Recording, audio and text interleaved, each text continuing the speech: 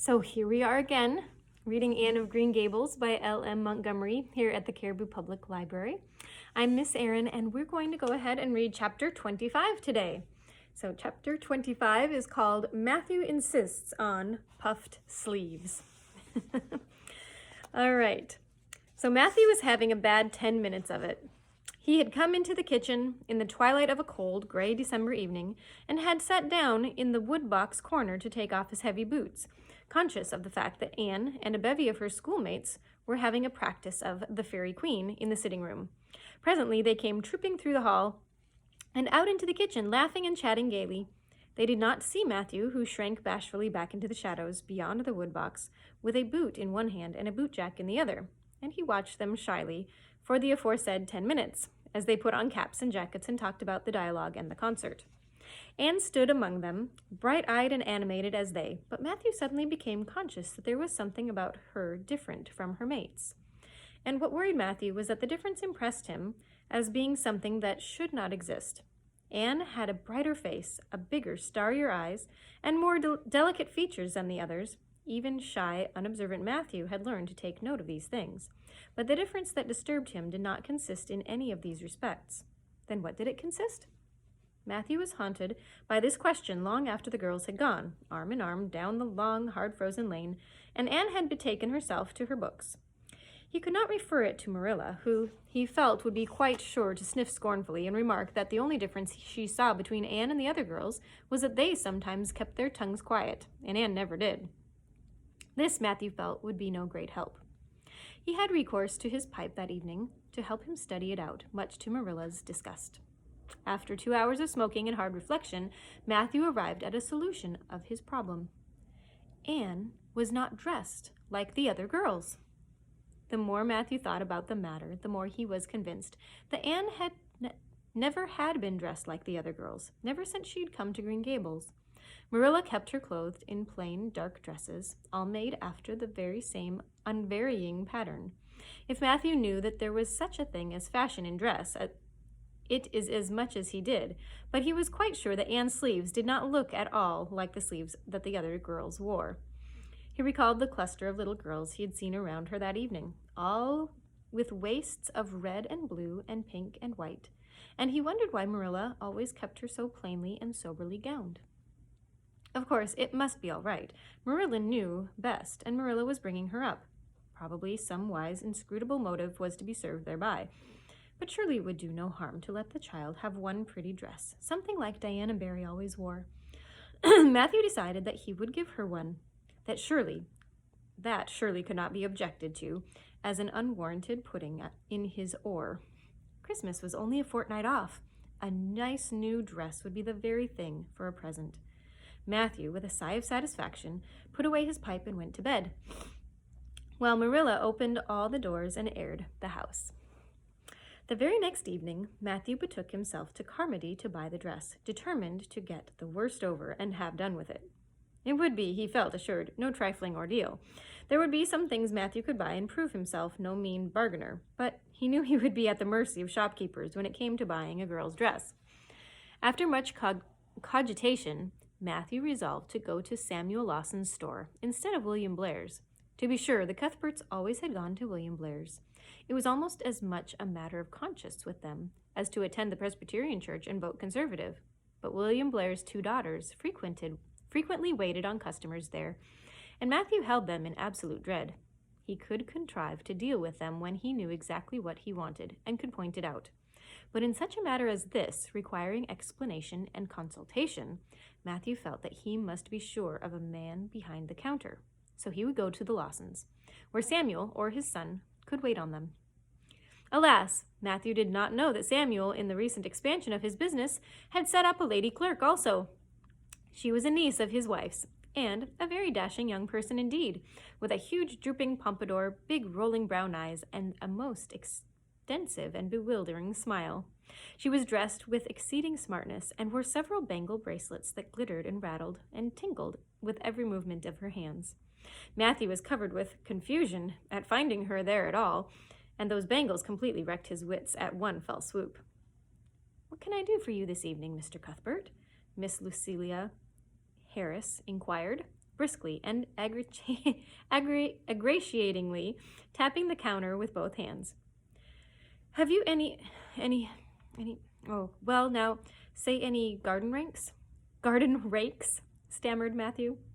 Miss Harris looked somewhat surprised, as well she might, to hear a man inquiring for garden rakes in the middle of December.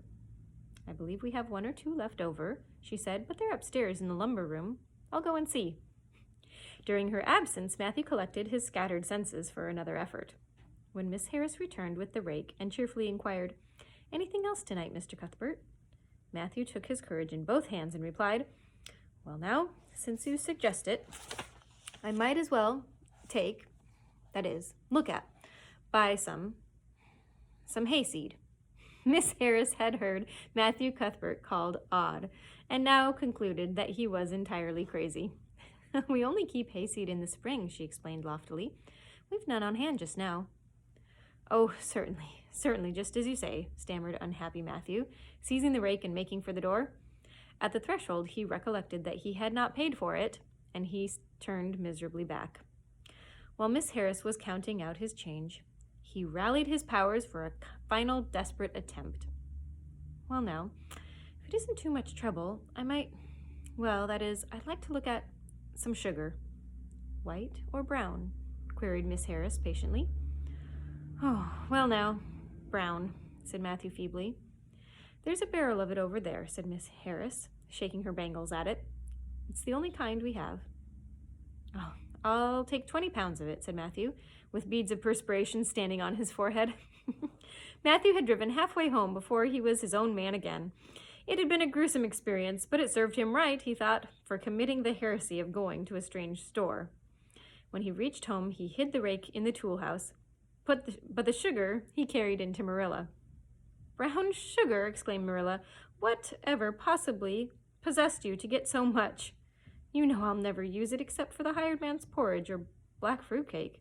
Jerry's gone, and I've made my cake long ago. It's not good sugar either. It's coarse and dark. William Blair doesn't usually keep sugar like that. I thought it might come in handy sometime, said Matthew, making good his escape. When Matthew came to think the matter over, he decided that a woman was required to cope with the situation. Marilla was out of the question. Matthew felt sure that she would throw cold water on his project at once. Remained only Mrs. Lynde, who, for of no other woman in Avonlea would Matthew have dared to ask advice. To Mrs. Lynde he went accordingly, and that good lady promptly took the matter out of the harassed man's hands. Pick out a dress for you to give to Anne? Oh, to be sure I will. I'm going to Carmody tomorrow, and I will attend to it. Have you something particular in mind? No? Well, I'll just go by my own judgment then. I believe a nice, rich brown would suit Anne, and William Blair has some new Gloria that's real pretty. Perhaps you might like me to make it up for her, too, seeing that if Marilla was to make it, Anne would probably get wind of it before the time and spoil the surprise. Well, I'll do it. No, it isn't a mite of trouble. I like sewing. I'll make it to fit my niece, Jenny Gillis, for she and Anne are as like 2 peas as far as figure goes. Well, now, I'd be much obliged, said Matthew, and I don't know, but I think they make the sleeves different nowadays to what they used to be. It wouldn't be asking too much. I'd like them to be made in this new way. With puffs? Oh, of course. You needn't worry a speck more about it, Matthew. I'll make it up in the very latest fashion, said Mrs. Lynde. To herself, she added when Matthew had gone, It'll be a real satisfaction to see that poor child wearing something decent for once. The way Marilla dresses her is positively ridiculous. That's what. And I've ached to tell her so plainly a dozen times. I've held my tongue, though, for I can see Marilla doesn't want advice. She thinks she knows more about bringing up children than I do, for all she's an old maid. But that's always the way. Folks that has brought up children know that there's no hard and fast method in the world that'll suit every child. But them as never have think it's all as plain as easy as rule of 3. Just set your 3 terms down so fashion, and the sum will work out correct. But flesh and blood don't come under the head of arithmetic, and that's where Marilla Cuthbert makes her mistake. I suppose she's trying to cultivate a spirit of humility in Anne by dressing her as she does, but it's more likely to cultivate envy and discontent. I'm sure the child must feel the difference between her clothes and the other girls.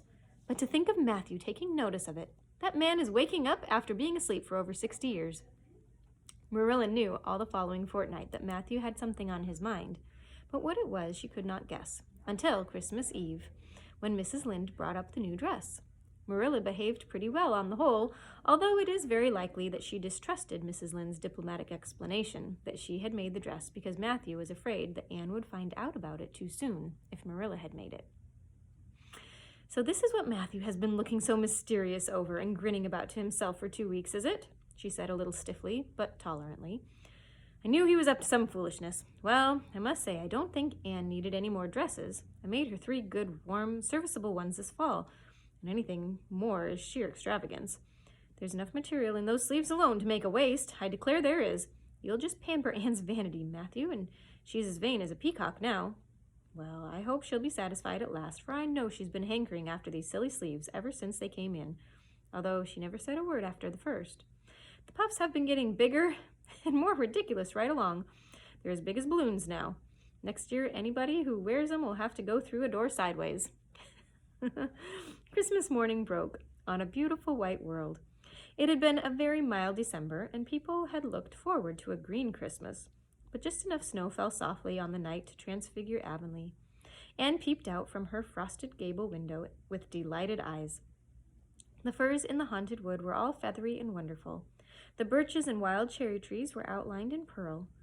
The plowed fields were stretches of snowy dimples, and there was a crisp tang in the air that was glorious. Anne ran downstairs singing until her voice re-echoed through Green Gables. Merry Christmas, Marilla! Merry Christmas, Matthew! Isn't it a lovely Christmas? I'm so glad it's white. Any other kind of Christmas doesn't seem real, does it? I don't like green Christmases. They're not green. They're just nasty faded browns and grays. What makes people call them green? Why, Matthew, is that for me? Oh, Matthew! Matthew had sheepishly unfolded the dress from its paper swathings and held it out with a deprecatory glance at Marilla. No, deprecatory glance at Marilla, who feigned to be contemptuously filling the teapot, but nevertheless watched the scene out of the corner of her eye with a rather interested air. Anne took the dress and looked at it in reverent silence. Oh, how pretty it was, a lovely soft brown gloria with all the gloss of silk and skirt with dainty frills and shirrings, a waist elaborately pin-tucked in the most fashionable way, with a little ruffle of filmy lace at the neck. But the sleeves, they were the crowning glory, long elbow cuffs, and above them 2 beautiful puffs divided by rows of shirring and bows of brown silk ribbon. That's a Christmas present for you, Anne, said Matthew shyly. Why, Anne, don't you like it? Well now, for Anne's eyes had suddenly filled with tears. Like it? Oh, Matthew! Anne laid the dress over a chair and clasped her hands. Matthew, it's perfectly exquisite. Oh, I can never thank you enough. Look at those sleeves. Oh, it seems to me this must be a happy dream. Well, let's have breakfast, interrupted Marilla. I must say, Anne, I don't think you needed the dress, but since Matthew has got it for you, see that you take good care of it. There's a hair ribbon Mrs. Lynde left for you. It's brown to match the dress. Come now, sit in. I don't see how I'm going to eat breakfast, said Anne rapturously. Breakfast seems so commonplace at such an exciting moment.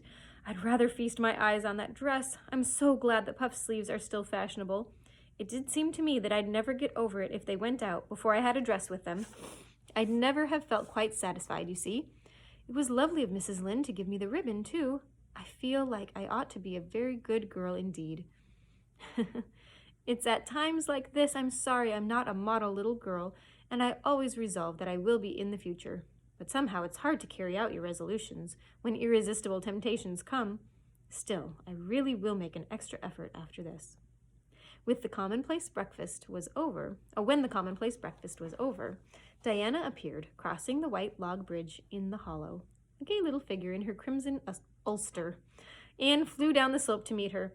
Merry Christmas, Diana! And oh, it's a wonderful Christmas! I've something splendid to show you. Matthew has given me the loveliest dress with such sleeves. I couldn't even imagine any nicer. I've got something more for you, said Diana breathlessly. Here, this box. Aunt Josephine sent us out a big box with ever so many things in it, and this is for you. I'd have brought it over last night, but it didn't come until after dark, and I never feel very comfortable coming through the haunted wood in the dark now. Anne opened the box and peeped in. First, a card with, "For the Anne girl," and "Merry Christmas," written on it, and then a pair of the daintiest little kid slippers, with beaded toes and satin bows and glistening buckles. "Oh," said Anne. "Diana, this is too much. I must be dreaming." "I call it providential," said Diana. "You won't have to borrow Ruby's slippers now. And that's a blessing, for they're 2 sizes too big for you, and it would be awful to hear a fairy shuffling.